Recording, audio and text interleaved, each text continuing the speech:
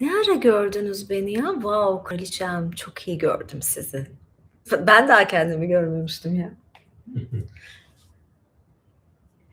Evet, canlı yayındayız. Hoş geldiniz. Bir cumartesi gecesi.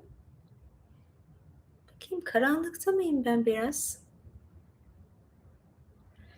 Böyle gözüküyor. Işıklar arka ışık mı oldu acaba? Ben bunu bir geriye mi alayım? Ne yapayım? Hala bitemedi işim. Görüyorsunuz değil mi? Bunu azıcık geriye alacağım. Yok. Biraz uzaklaştırayım. Işık kaynaklarını. Aynayı da yakına alayım.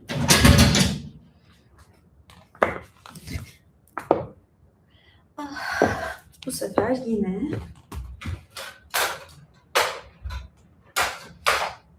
tamamdır. Hiç de göründüğü kadar kolay değil bu işler.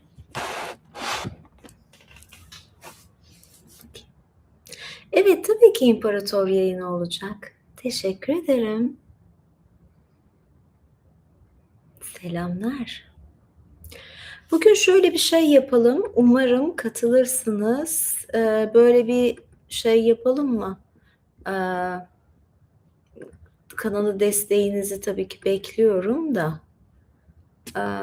Mesajlarla dikkat çekin falan diyorsun. Normalde bir tane şey vardı. Takipçilerle etkileş. Soru cevap atılır mı? Üyeleri özel canlı yayın. Tamam, bunları zaten yapacağım. Ne gösterir miyim? Bir kere gösterir misiniz diyor. Neyi göstermem lazım? Evet. Hoş geldiniz. Evet, başlayalım.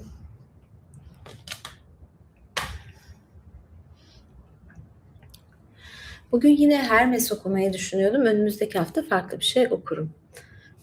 Saçım olmuş mu? Bugün biraz böyle milf giyindim galiba. Sahneyi de değiştirdim ama.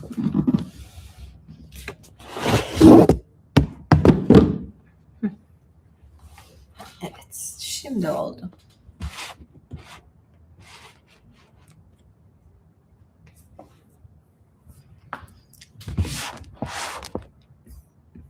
Nasılım? Fena değilim, iyiyim. Yakında daha iyi olurum diye düşünüyorum. Sayemde kitap okumaya başladınız. Ne güzel. Görmen için $10.000. $10.000 ne için? Bana da deseniz yani benim dışımda pazarlık yapmasınız daha iyi olacak galiba. Bu arada şunu belirteyim. Üyelik yayınlarında Kıdemli Savaşçı'da da İmparator'da da kamera biraz daha aşağıda yerlerde oluyor. Bunu söyleyeyim. Yalnız şu var tabii, Dünya Kupası'nın başlaması, havaların ısınması, herkes dışarıda sokaklarda, yani genel olarak bir şey fark ettim, azalma fark ettim. Yani kimse sosyal medyayı falan pek takip etmiyor sanırım bu dönem. Yoksa ben bugün bir jartiyer mi giysem üyelik yayınında? Yırtmaca jartiyer yakışıyor, evet. Böyle bir şey yapacağım.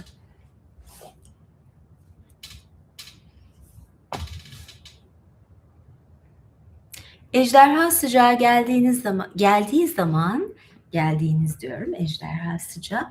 Ejderha sıcağı geldiği zaman hepiniz evlerinize kapanacaksınız, klimayı açacaksınız ve beni izleyip daha da ısınacaksınız ama klimalı ortamınızda.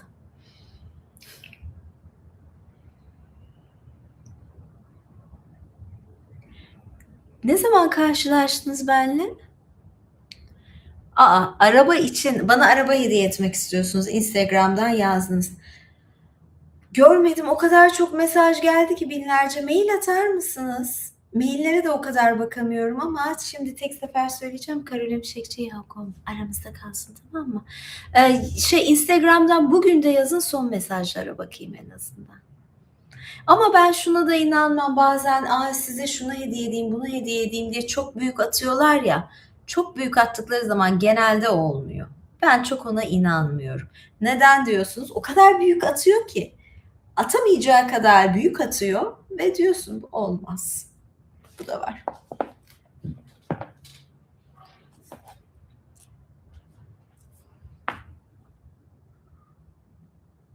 Beni kimse sahiplenmesin. Ben de öyle bir şey demiyorum zaten. Kim sahiplenecek beni? Ne oluyor?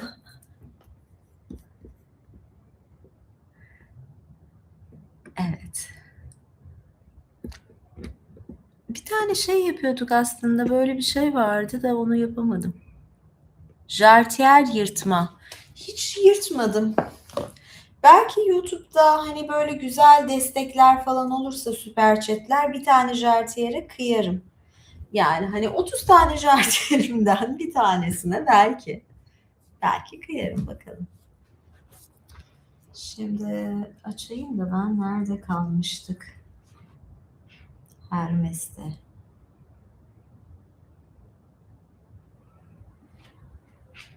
Ya da size hermetik öğretiden bahsedeceğim. Ay, yalnız bu ayaklarımı biraz sıktı. Çorapsız giyince ayağımdan fırladı da hatta. Ojem bozulmasın da dedim. Osmanlı tokadı hiç haberim bile yok. Kapalı olmasın. Kapalı mı olsun açık mı olsun ayakkabı? Siyah renk çok yakışıyor. Evet bence de siyah da çok yakışıyor. Diğer renkler de yakışıyor tabii. Şu an beyaz tenli olduğum için siyah daha da yakışabilir. Evet ben en iyisi yine buradan okuyayım. Çünkü o size fazla kavramsal gelecek anlamayacaksınız. Fazla felsefe. Yani böyle de bir şey var.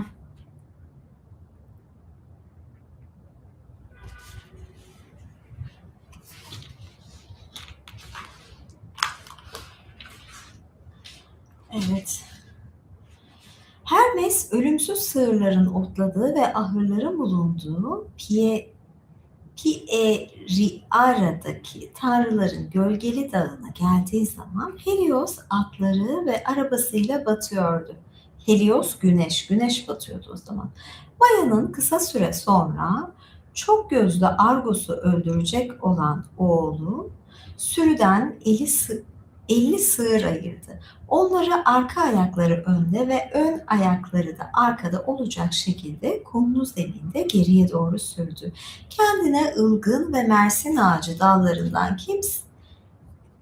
dallarından kimsenin tasavvur edemeyeceği tabanlar yaptı ve onları ayaklarının altına bağladı. Acelesi vardı ve yol uzundu. Yolu yarıladığında Boiotia'daki böyle hecelemem gerekiyor.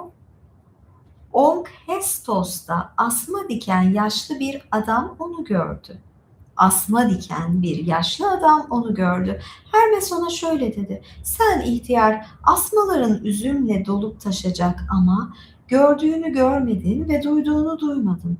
Ve susacaksın yoksa kendin zarar görürsün. Buralarda kalmıştım. Buraları hatırlıyorum. Sığırları dağlar ve vadiler, çiçekli çayırlar boyunca hızla sürdü. Sığırları.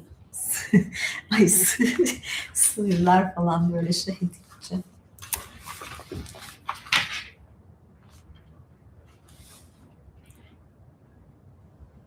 Neredeyse sabah olmuştu. Zeus'un oğlu Apollon'un sığırlarıyla Alpeios ırmağı kıyısına geldiği anda Pallas'ın kızı Selene gökyüzünde görüldü. Selene ay. Sığırlar hiç yorulmamış gibi mağaranın ahırında konakladı ve çiğle nemlenmiş lezzetli otları koparıp yedi. Hermes ise odun topladı ve ateş yakmaya girişti. Defne ağacından elde kolayca dönen bir çakmak yaptı, ısınan odun tutuştu. İlk defa ateş yakan Hermes'ti. Ateşi bir çukurun içinde kuru odunlarla besledi. Alevler yükseldi ve sıcaklık uzaklara yayıldı. Hephaistos'un gücü ateşin yanmasını sağlarken Hermes ahırdan iki sığırı ateşin yanına götürdü. Sırt üstü yere yatırdı, ters çevirdi ve öldürdü. İşini sırayla yapıyordu. Et ve yağ kesip çıkardı. Ağaç şişlere geçirip kızarttı. Derilerine bu öykünün geçtiği dönemde güya orada durduğu hala görülen bir kayanın üstünde kurumaya bıraktı. Bunu 12 Olimpos tanrısı ve Hermes'in kendisi için etin 12 eşit parçaya bölünmesi izledi.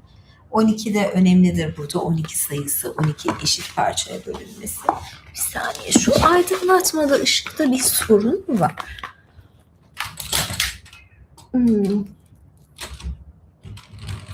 Işığı halledebilir misin? Bugün aslında yanımda bir asistanım var ama bak ışıklarla.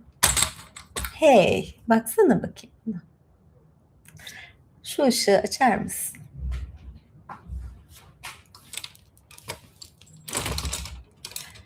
Onun fişini takman gerekiyor.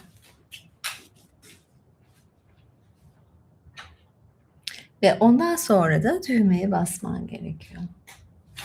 Bakalım ışık gelecek. Evet. Bir tane daha bas. Bu çok beyaz. Hayır, ona bas. Şeyi değiştirmek lazım. Orada yuvarlak bir tuş var. Evet. Şimdi de artırabilir misin artıya basarsan? Hangi süperchat jartiyer için yeterli mi? Gelmedi ki. Hani süperchatte. Yani şöyle şuraya bir 3000 5000 gibi bir şey olması lazım. Neden rica ederek konuşuyorsun? Haklısın. Yayındayım diye. Yoksa çok daha sert davranabiliyorum. Asistanı da göster. Hayır, göstermem. Belki de bana üye olmuş kişilerden ben seçiyorumdur arada asistan, kendime yardımcı ya da hizmetkar. Bilinmez ama önce üye olmanız lazım ki bu dünyaya giresiniz. Öyle değil mi? Neyse. Kırbacım var, evet, ama her zaman kullanmam. Canım isterse. Akraba mı? Neyse. Ya güldürüyorsunuz arada, eğleniyoruz yani.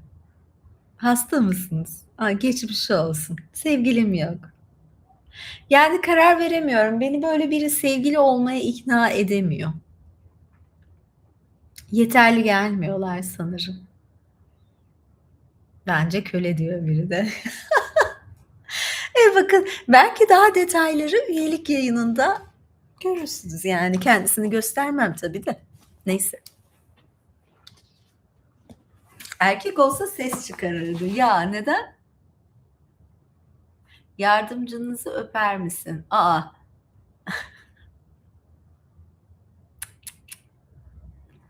Alman maçın. Almanya'nın maçı var. Ben de diyorum niye böyle şeyler azaldı?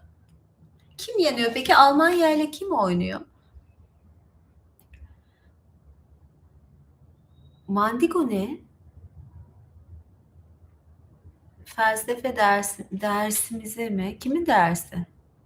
Masal değildi bu. Hermes okuyordum da bozdunuz. Fil dişiyle Almanya. Ya Almanya tutarız ama mazlumun yanında olmak adına fil dişi sahillerini mi tutsam acaba? Üyelik yayını bu yayından sonra tabii ki. Neden? Ne olabilir ki?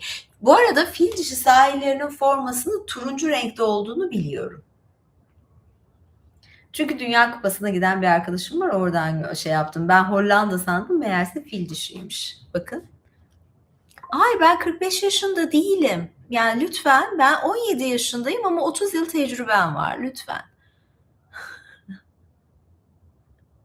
Kökeniniz neresi? Ben İstanbul doğumluyum. İtalyan hastanesi doğumluyum. Ama anne babam Sivaslı. Değişik olacak. Değişik neye göre değişik?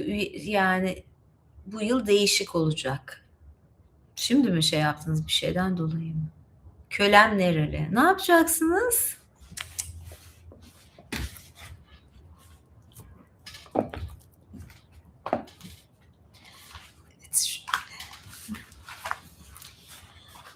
Evet, nerede kalmıştık? Eti 12 parçaya bölüyorlardı. Çünkü 12 önemlidir, her zaman derim. Hermes canı ne kadar çok et çekmiş ki evet tüm o sığırların hepsini yiyordu. Sonra zaten böyle şey oluyordu. Sığırların sahibi kızıyordu. Tanrı işini bitirince diyor zaten. Diyor ki Zeus'un oğlu ayağına tez Hermes mağaradaki odasına anahtar deliğinden sonbahar nefesi gibi sis gibi süzüldü. Mağara boyunca ses çıkarmadan hafif adımlarla en içteki zengin tapınağa ilerledi.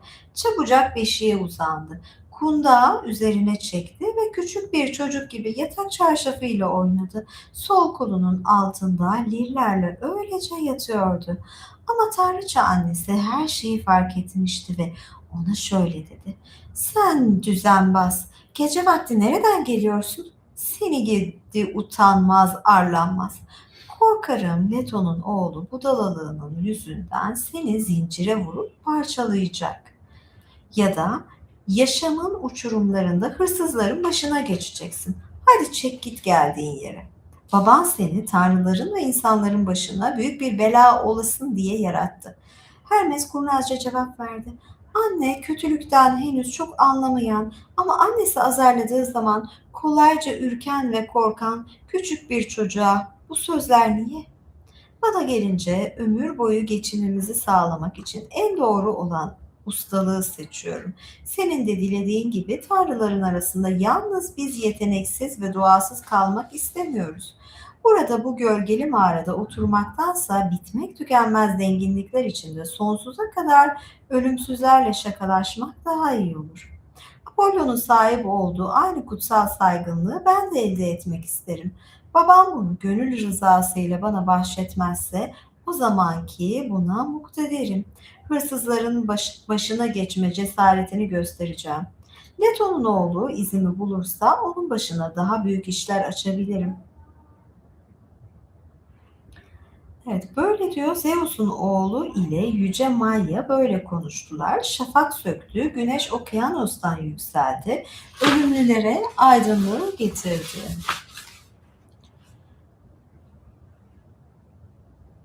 Yolun kenarındaki bağda o garip ihtiyarla karşılaştı. Onunla konuştu, aradığı sürüden kıvrık boynuzlu sığırlardan söz etti. Geriye sadece boğa ve köpekler kalmıştı.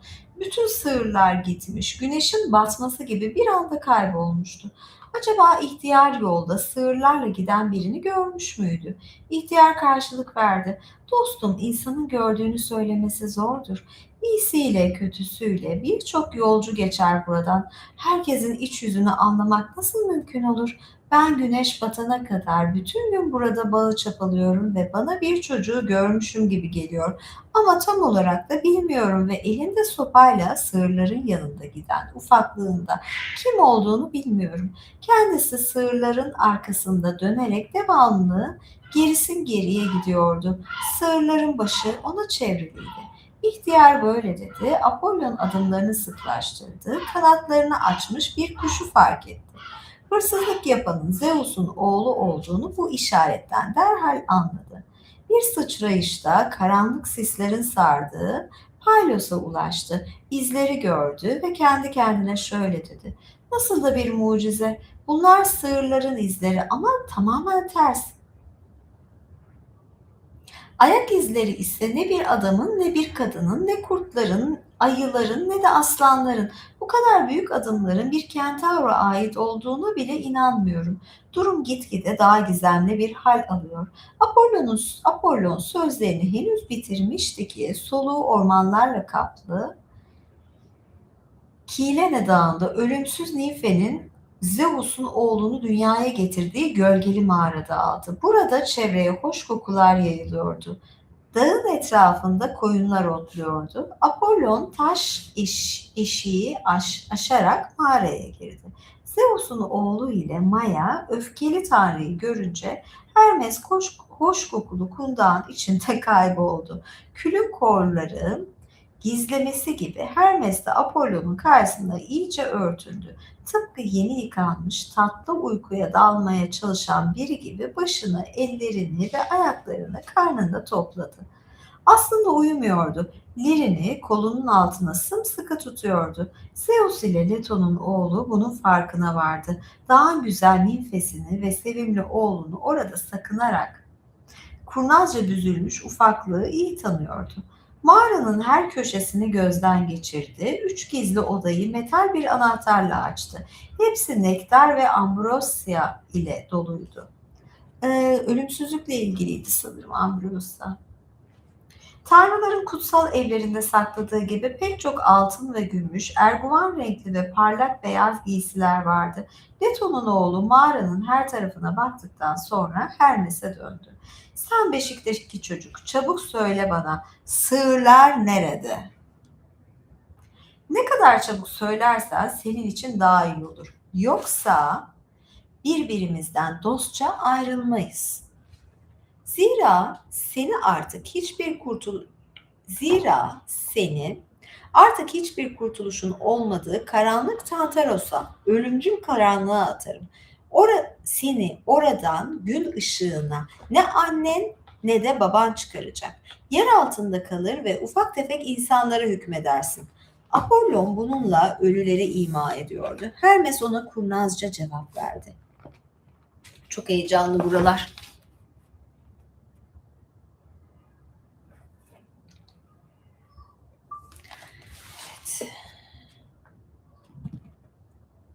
Hermes ona kurnazca cevap verdi.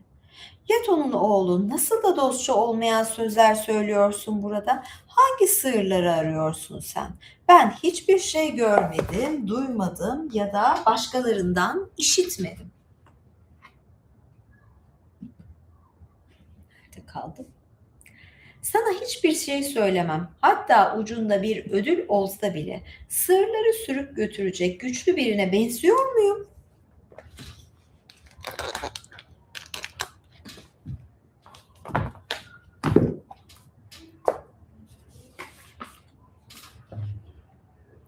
Bu benim işim gücüm değil. Aklımda daha çok uyumak, anne sütü içmek, kundağa sarılmak, sıcak sularla yıkanmak gibi şeyler var. Şimdi bu çekişmenin nedenini kimse öğrenmesin.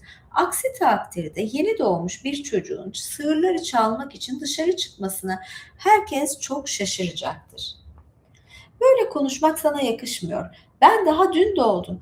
Ayacıklarım narin olsa serttir zemin. Ayacıklarım narin, oysa serttir zemin.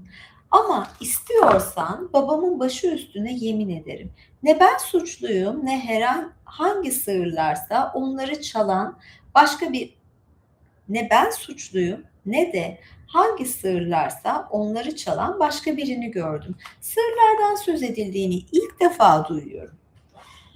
Hermes hızla gözlerini kırpıştırdı, kaşlarını kaldırdı ve sonra söylediği boş laflar üzerine bir de ıslık çaldı. Yani Hermes aslında iyi de bir yalancı. Apollon gülümseyerek şöyle dedi. Ah sen azizim, kurnaz dolandırıcı, tam bir hırsız gibi konuşuyorsun. Canın et çektiği zaman dağlarda sürüleriyle karşılaştığın birçok çobana zarar vereceksin. Ama şimdi son uykuna yatmak istemiyorsan beşikten kalk. Beşikte yani bir de aslında zaten. Karanlık geceye eşlik et. Zira bu saygın at seni ölümsüz tanrılar arasından ayırt edecek. Sana sonsuza kadar hırsızların önde gideni denecek. Apollon böyle diyerek çocuğu yakaladı, kolundan tutarak götürmek istedi. Bu arada Hermes iyice düşünüp taşınmıştı. Kardeşinin elindeyken bir işaret, karnından kötü bir haberci gönderdi ve üstelik hapşırdı. Apollon o anda Hermes'i elinden bıraktı. Acelesi olmasına rağmen yere, yanına oturdu ve susturdu. Ama sonra korkmadan yürü şimdi kundak çocuğu diye bağırdı. Zeus ile Maya'nın oğlu diye tabii ona bağırıyor. Böyle kuş işaretleriyle bulurum ben sığırları. Hadi düş önüme, göster yolu bana. Hermes fırlayıp ayağa kalktı ve kundağını omzuna alarak Koşmaya başladı. İki eliyle kulaklarının yanında bir işaret yaptı. Dünyadaki bütün sığırlardan yakındı. Onları lanetledi, suçsuz olduğuna yemin etti. Burada tekrarlanması gereksiz sözler söyleyerek Apollon'u Zeus'a gitmekle tehdit etti. Zira bu iki tanrının oynadığı oyunun iç yüzü çoktan anlaşılmıştı. Apollon yere, Hermes'in yanına gülmekten değilse niçin oturmuştu? Metiye'de oyunun Olimpos'ta babalarının dizleri önünde nasıl devam ettiğini daha ayrıntılı anlatıyordu. Zeus Hermes'i tanımıyormuş gibi davrandı ve Apollon'a bir haberciye benzeyen yeni doğmuş bu çocuğu bu sevimli ganimeti nereden bulduğunu sordu.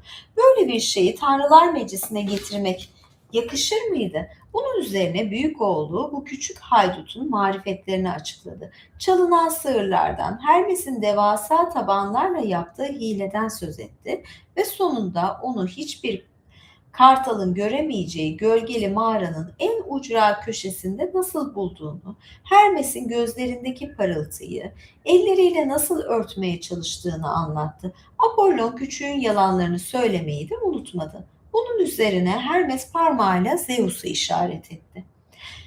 Zeus baba, böyle konuştu, sana hakikati söylerim. Çünkü ben doğruluktan ayrılmam, yalan söylemem. O sığırlarını aramak için bu sabah erkenden evimize geldi.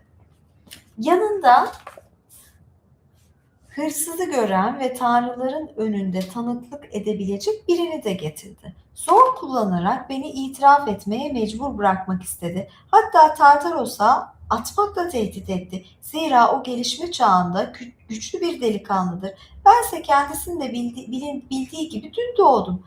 Şöyle devam ediyordu. Öz babası ona inanmalı, hakikati söylediği için onu mutlu etmeliydi. Helios'un ve öteki tanrıların önünde utanıyordu. Zeus'un karşısında şimdi babasının başı değil, Tanrılar Sarayı'nın görkemli kapısı üstünde yine yalan yere yemin etti ve üstelik Apollon'u yapmakla tehdit etti.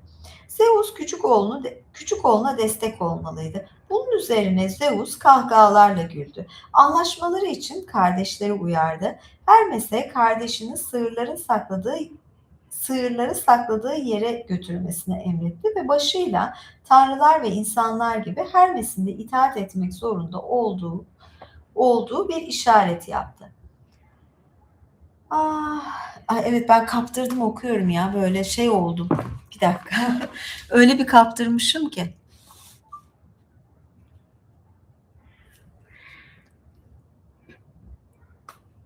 Stajınız bittikten sonra bana üye olacaksın.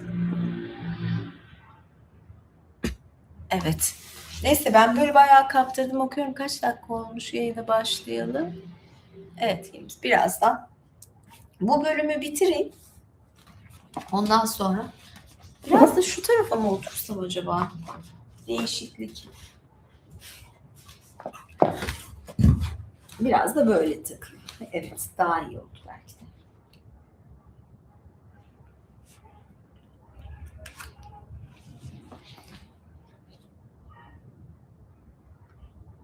Zeus'un anlı şanlı iki oğlu hemen Paylos'a doğru yola çıktı.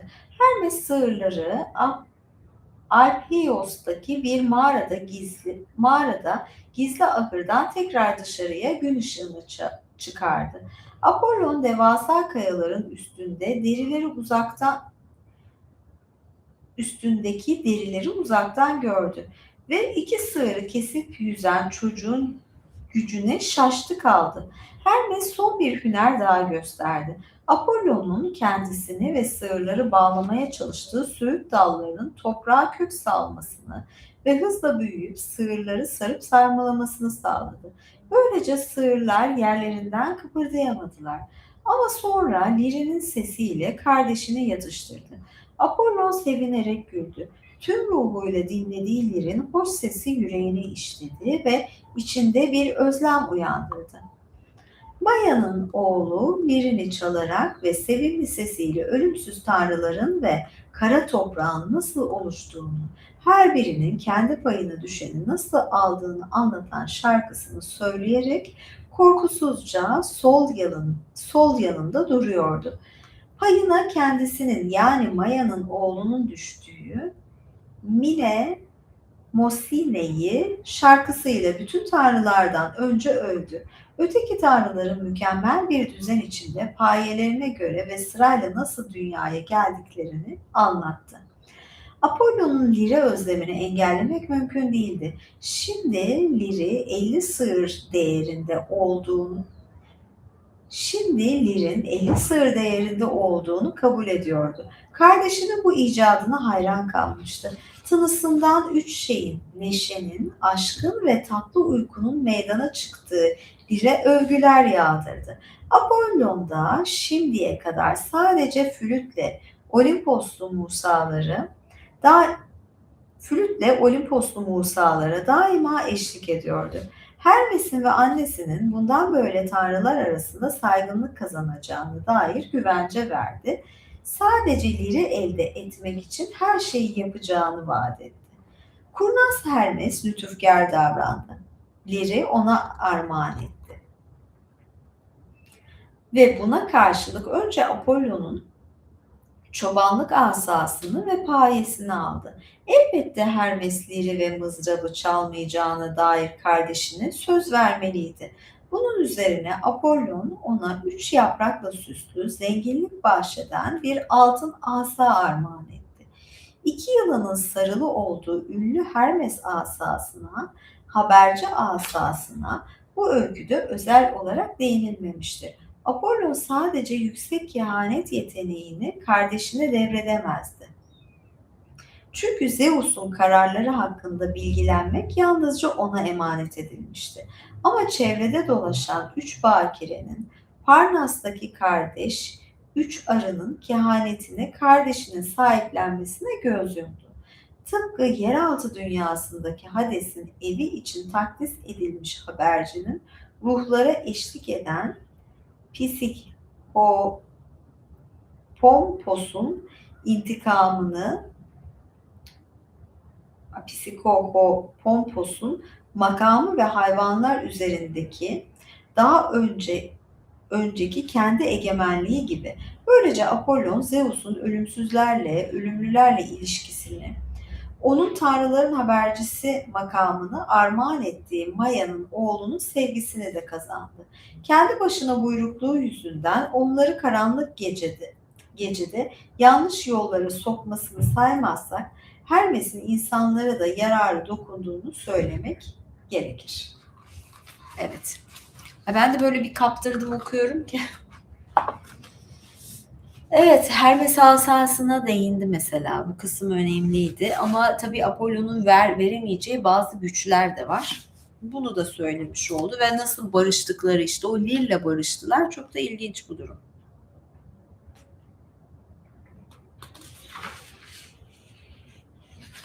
Evet.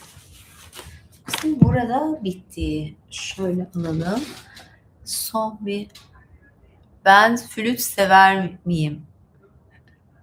Flüt deyince Kamasutra'da mıydı? Başka bir şeydi mi? Flüt çalmak deyimi var. Flüt çalmayı biz günümüzde saksafon çalmak olarak değerlendiriyor. Şimdi bana flüt sever misin deyince aklıma başka şey geldi. Bu arada şunu da demek istiyorum. Bir tane şöyle bir şey çekeyim hatta ben böyle bir saniye. Bunu derken ayrıca değil. Şurada şey yapmak istiyorum. Evet.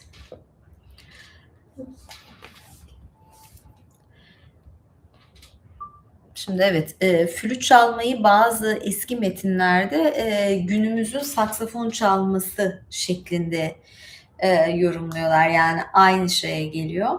Ve ben son bir Instagram postu koymuştum. Orada tabii şey vardı, Michelangelo'nun Davut heykeli vardı.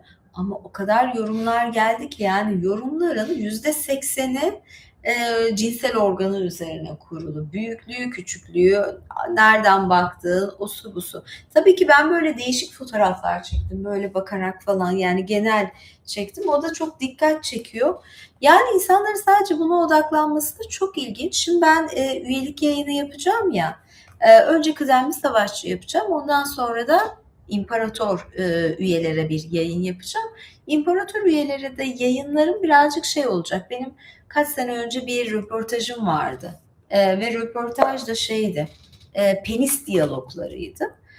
Bugünkü imparator üyelik yayınında biraz bunun üzerine konuşacağız. Yani boyumu, işlevimi, çeşitleri, şusu busu. Madem çok konuşmak istiyorsunuz, buyurun gelin üyeliğe. İmparator üyelikte biraz bu konuları konuşalım.